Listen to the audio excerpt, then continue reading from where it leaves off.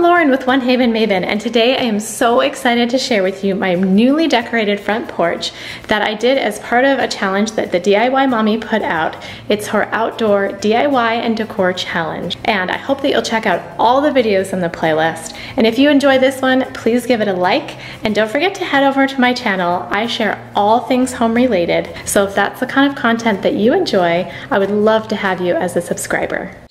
So here's the space we're working with. This is my front porch. I love my bright blue door. It's kind of indigo. I painted it last year, and the mat still works really well in this space, but I really wanted something a little bit more inviting when people first walked up. So I started by giving everything a quick clean. I just shook out my rug and swept the porch, and then I have this homemade all-purpose cleaner that I use. It's really just vinegar and water and essential oils. So I sprayed everything down really good. Note to self, do not spray vinegar up in the air and then look up into it. And you can see it was pretty dirty. So next I'm gonna get started on my sign. I decided I wanted a welcome sign at my door, and I had this old shelf in my garage that I could repurpose. So I cleaned it down and I got started on sanding. And if you're sanding something like this that has a really glossy coat on it, make sure you wear a respirator so you're not breathing in all that varnish. I used this Krylon chalk paint in gray, and I just gave it 2 coats, allowing about 30 minutes each time in between to dry. It was a whole lot cheaper than the brush-on stuff, so I went for the spray paint. It was easier. To add some color to my front door, I grabbed some flowers. I have this spike, I think it's called a Dracaena, in the middle, some begonias around the outside of that, and then I really liked the way that this lime green sort of ivy popped against that black pot. Oh, and that's my shovel that I've been looking for months. It was in the bag of soil.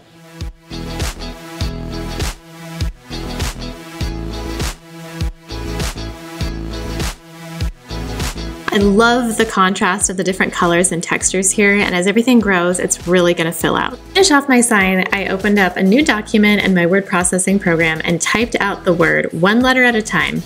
I played around a little bit with the font and the sizing of it to see what I liked. I was gonna write out welcome here, and I just typed out one letter at a time and printed it out and taped it up on my sign to see if it was all gonna fit. I laid it out on my table to make sure I liked it, and then I'm using this method I've seen on YouTube quite a few times. I was a little skeptical, but it worked. So you basically color over the back of the letters with a pencil, and I found this much easier when holding it up to the window. And then you tape it on your sign, and you go over the edge of your letter with a pencil pretty hard, and it transfers onto your board just like this.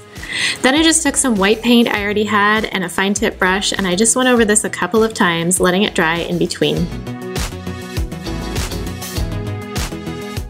I really love having different textures and layers in decorating, and so instead of just setting my pot on the porch, I used this stump that we had and put my flower pot on top of that just to give it a little bit more lift so you could see it better and just add a little bit more added texture. I gave my mat a really good scrub before I put it back, and I added my sign, and I was done. And you guys, I love the way that this turned out. I feel like it's just a really great pop of color and just looks really inviting, which is exactly what I wanted.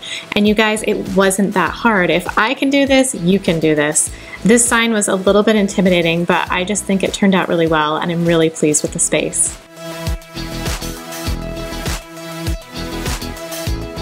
This was really simple, could easily be done in an afternoon, and it only cost me about $29 using things I already had, and I am so happy with the way that it turned out. I'm so grateful for Christina at the DIY Mommy for extending this challenge, and I was grateful to take part in it. If you enjoyed this video, please give it a like. Don't forget to head on over to my channel. I would love to have you as a subscriber. I hope you have a fantastic summer, and I'll see you in my next video. Bye.